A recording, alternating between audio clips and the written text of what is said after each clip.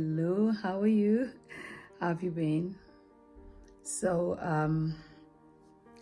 I what do I want to say about this now? When love is not enough, when is love not enough? At what point do you decide that enough is enough? I'm not doing this anymore. I'm finding more and more these days that the tolerance level of couples is getting thinner. The things that you allow or that you feel that you can no longer take is getting thinner. And I wonder why.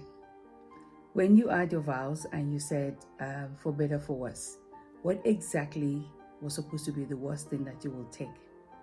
Was it, we don't have food in the fridge, I'm gone. There's no money for petrol. I don't know. But you must have something in mind that this I will not accept. For me, and disclaimer, yes, I'm not married.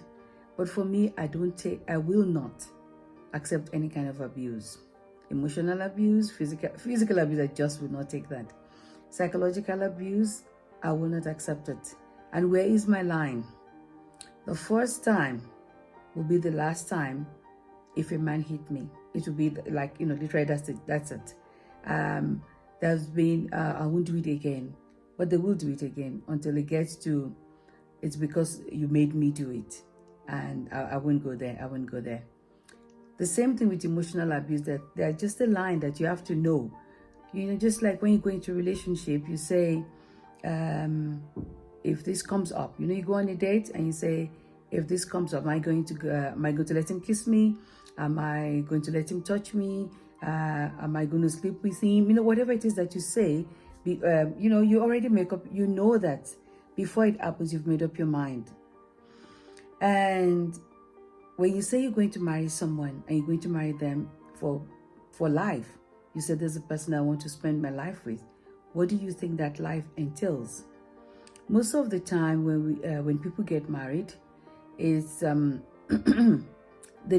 in another things, all things being equal, when people get married, they grow together. And at what point do things become irreconcilable differences?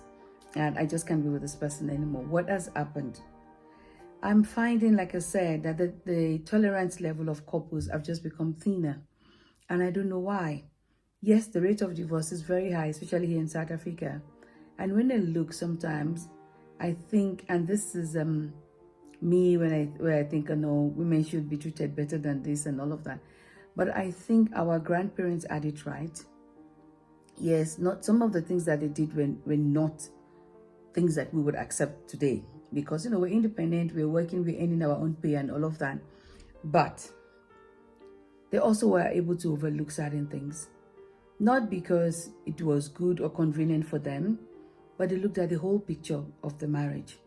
I'm not one to say stay in your marriage because of your children, especially if the husband is a drunk, if he abuses you, if he's a chronic womanizer. But you have to understand that there can be things on the flip side as well. Maybe the woman is not such a good wife or a good mother, because for some women and for some men, they are the ones who want out of the marriage. But I'm looking and I'm seeing the things that I think it can be covered.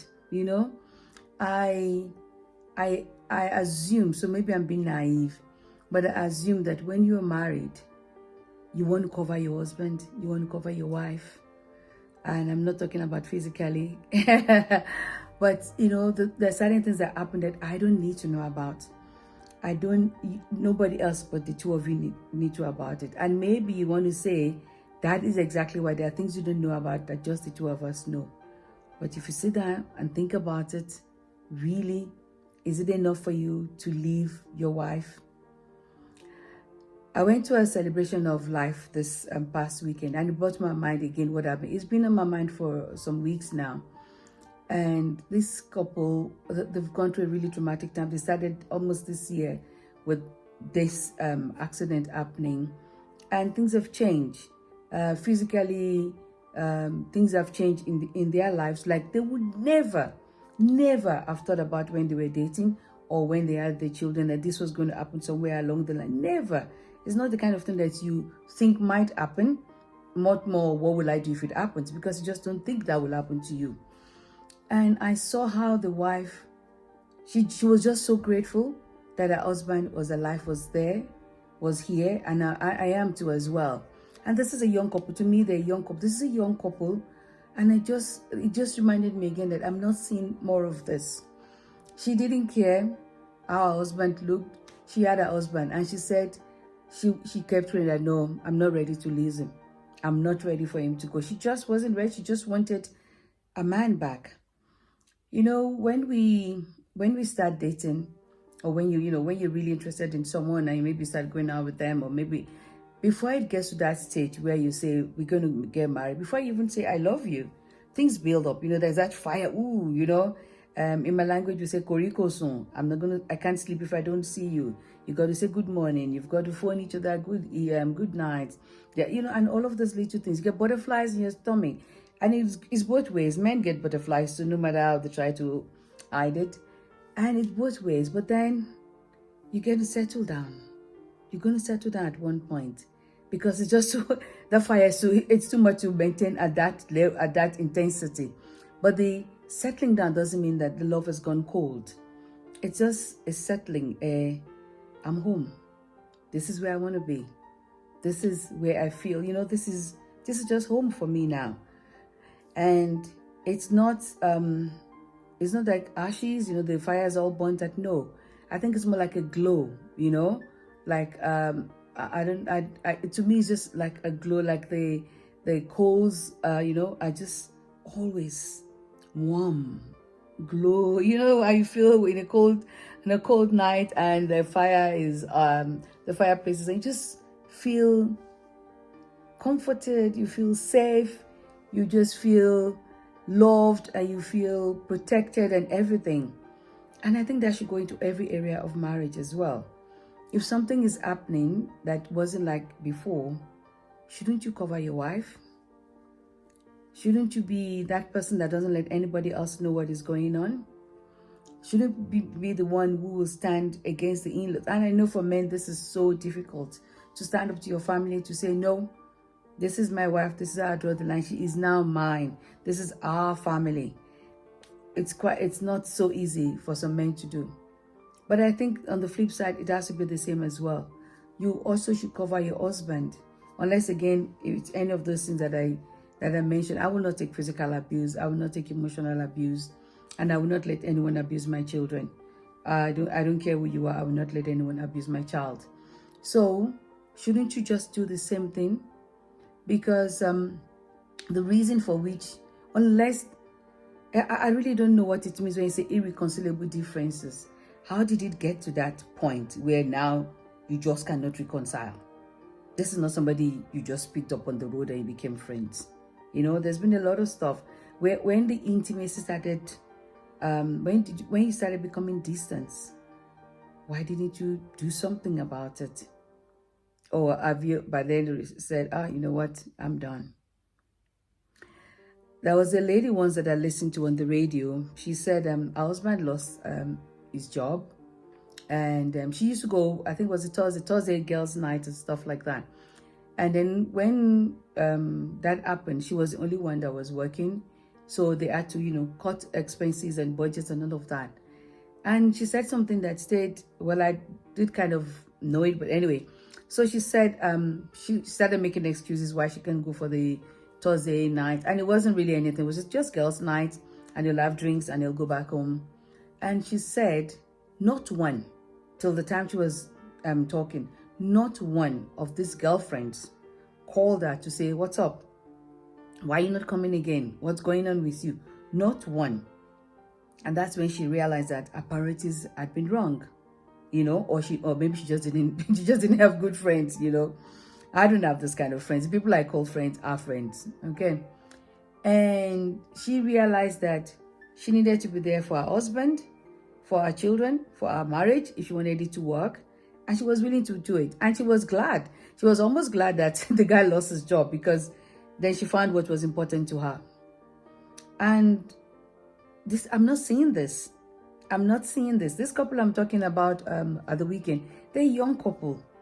And I was just blessed to be there. Normally, I don't even like to go for events, but this one, I was blessed to be there. I said I wasn't going to stay for more than an hour. I was there for hours, and I'm glad I did, because I heard testimonies, I heard people talking, and I could just thank God, not just for what He has done, but for what was being learned. In fact, I remember somebody saying that they looked at the wife, and the way she behaved towards her husband, who was on a hospital bed, made them see, or made them realize, oh, I have to change in the way that I relate with my husband.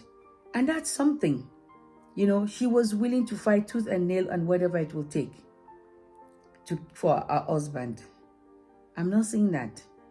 I remember when my father's age group, my father is dead now, but his age group went through this thing where they will go abroad to a Western country to study with their wives, their young wives. They go as a young couple, and the wives will work, have babies, and send the husband to school, basically pay for his studies. And then some of them will come back, not all of them, so I have to be fair. Some of them will come back and they will like, oh, now I've graduated past this woman. This woman was not as educated as I am, so they change wives. And most of those who did that in their old age, when they're old and, they're weak and maybe they're sick, they want the old wife back. That is the wife who was there before the money or whatever came. And it's too late. It's too late. The wife is gone. They didn't appreciate the wife of their youth at that time. And I'm finding that quite a number of ladies are doing the same thing. Before it used to be a male thing, and that's kind of funny because I live in South Africa where divorce is very high. And I have met girls that have been married 2 years and they're divorced. And because of the job that I do as well, there are so many homes that are not together, in 2, 3, 4, 5 years. And I'm like, what could have happened? You must have dated, gone out for a while before you married. Was marriage the catalyst to, you guys not being together again? And I just don't know. I am so burdened by it that I don't know what to do. If I knew what to do, okay, so I pray. But how do I help a couple? How do I say, sweetie, bros, we do that. How do I say, bros, what are you doing? If the shoe is on the other foot, if this is flipped over, is this what you want her to do to you?